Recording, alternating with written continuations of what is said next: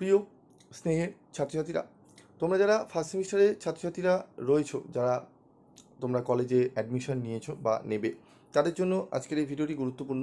তোমাদের টোটাল 7টি সাবজেক্টে প্রশ্ন হবে, কত নম্বরের কি হবে, টিউটোরিয়াল প্রজেক্ট কলেজে কিভাবে প্রশ্ন সেট করা হয়, সাপ্লি ও ফেল কি, এক্সাম কখন হবে, পরীক্ষা সামনে কিভাবে পড়বে, এই সমস্ত বিষয়গুলো তোমাদের মনে প্রশ্ন অনেকে করেছো। তো এই সমস্ত প্রশ্ন যাদের রয়েছে তাদের বলবো, তোমরা এই যে ভিডিওটি দেখছো, এই শর্ট ভিডিওতে তোমরা কমেন্ট করবে।